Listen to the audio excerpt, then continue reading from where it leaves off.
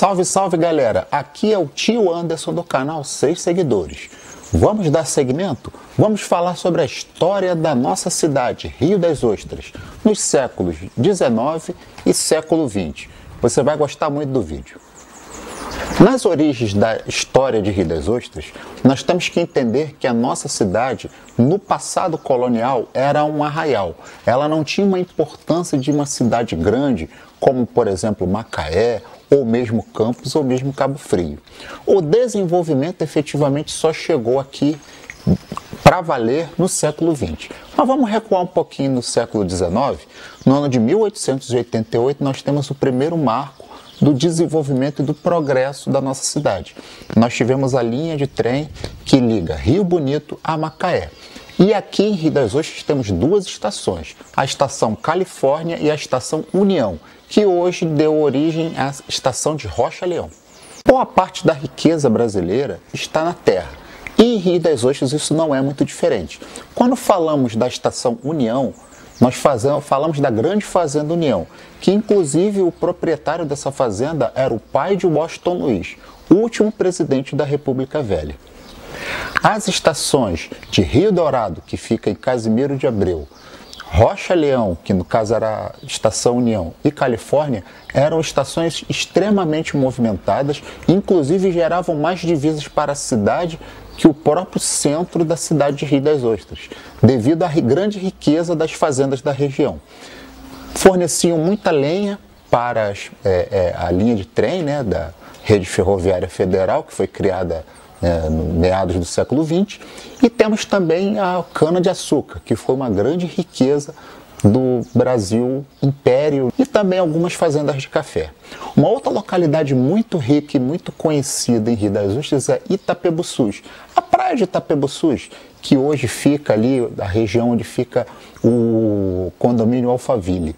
Inclusive, nas escavações para a construção do condomínio foram encontrados restos de fazendas desse período. Itapebuçus era o marco inicial da cidade e também era uma localidade muito rica. Então a riqueza está concentrada na terra, basicamente ela ficava ao longo da linha do trem que foi implantada em 1888. Lembrando que os transportes dessa época eram muito dificultados. Então você tinha basicamente tropas de mulas, você tinha caminhos que eram feitos literalmente dentro da mata ou caminho marítimo. E agora você tem a linha do trem. A essa época, o século XX, a pesca começou a ter grande desenvolvimento e grande importância para a economia de Rio das Ostras. Inclusive o brasão da cidade, você tem a representação dos peixes. Como em todo lugar chega, o progresso também chegou em Rio das Ostras.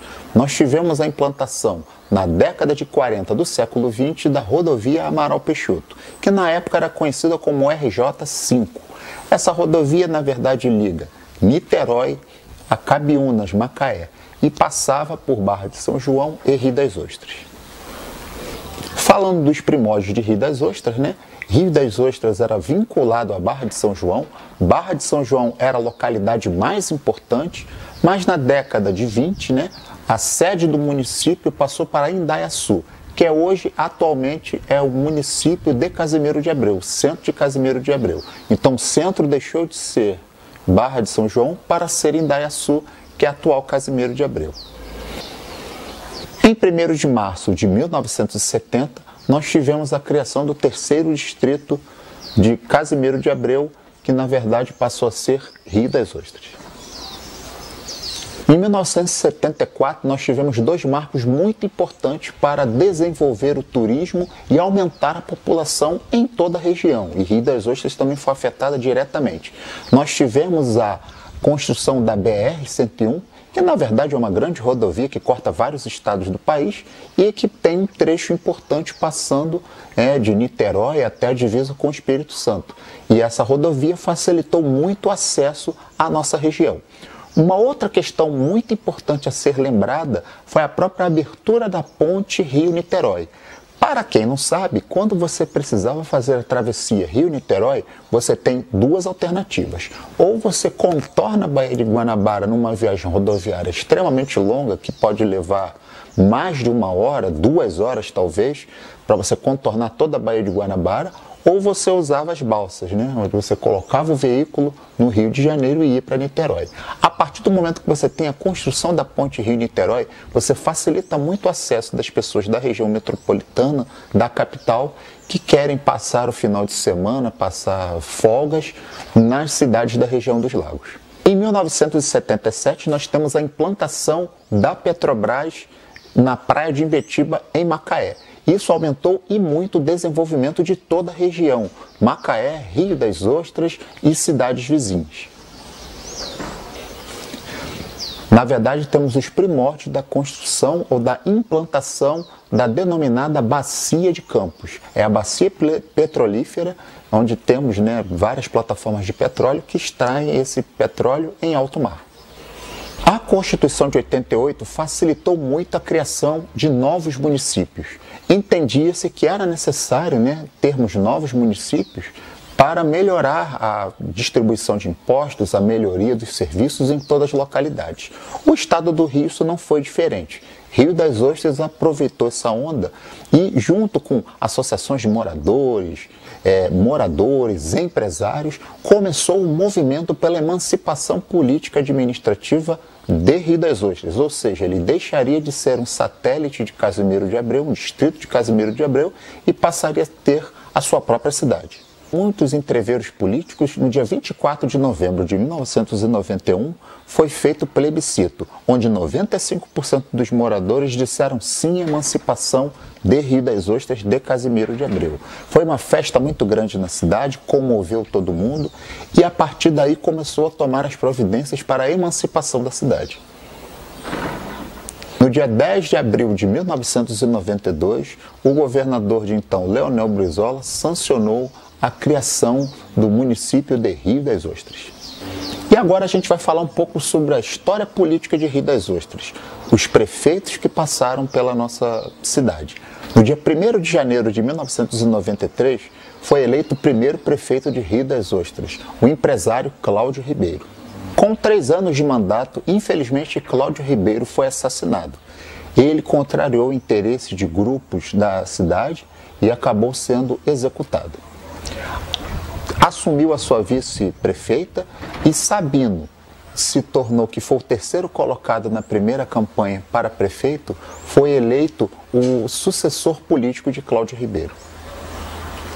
Na eleição de 1996, Sabino ganhou a sua eleição como prefeito de Rio das Ostras e ele governou até 2004. De 2005 até 2012, Carlos Augusto, que era presidente da Câmara, que na verdade ficou 12 anos como presidente da Câmara Municipal de Rio das Ostras, se tornou prefeito por 2 mandatos consecutivos.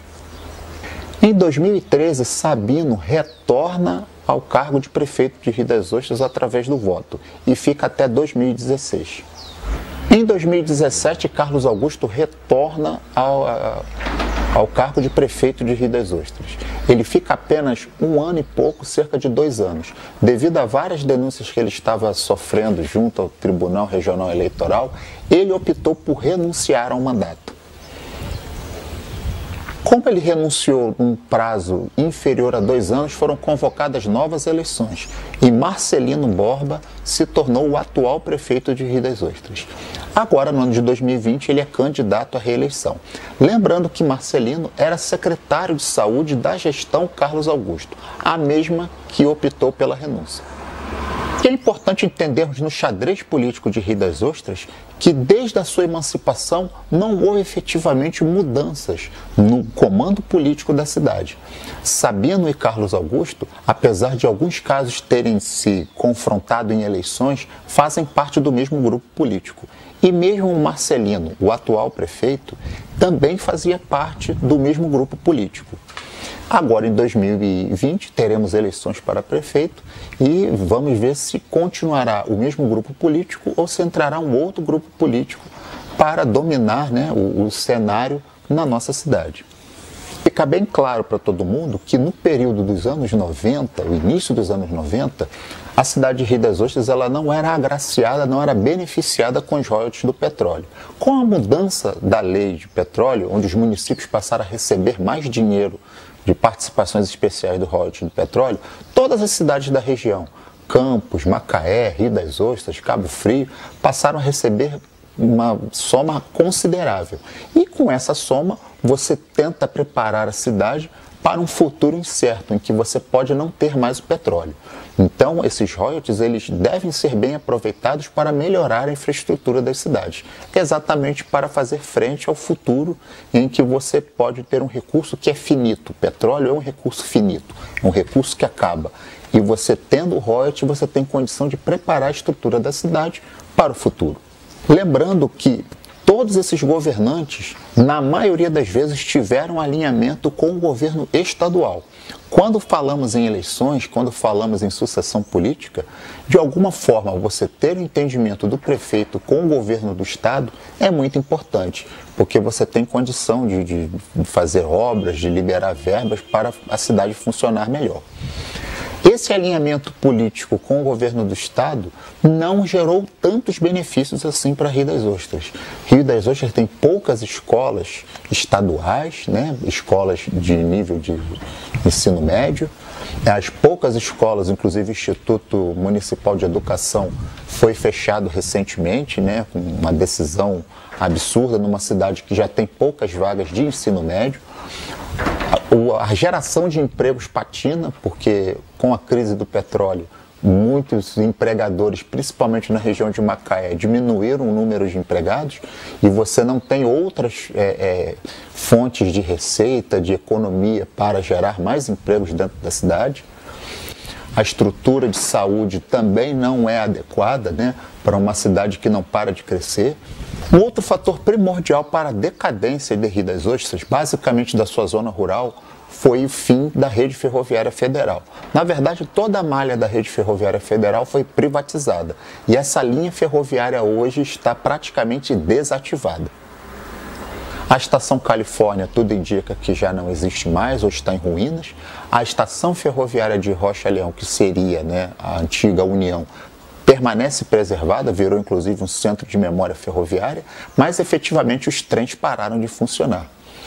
Quando falamos das tarifas de transporte, então nem se fala. Todas as passagens intermunicipais Rio das Ostras Macaé são extremamente caras. O transporte ferroviário não existe. Outras opções, opção marítima, opção ferroviária, agora o novo VLT, que agora é implantado em várias cidades, também não existe na nossa região. São muitos desafios a serem enfrentados, né? Então a gente dá uma pincelada aí na questão da história da cidade, de modo que a gente possa refletir soluções para o futuro.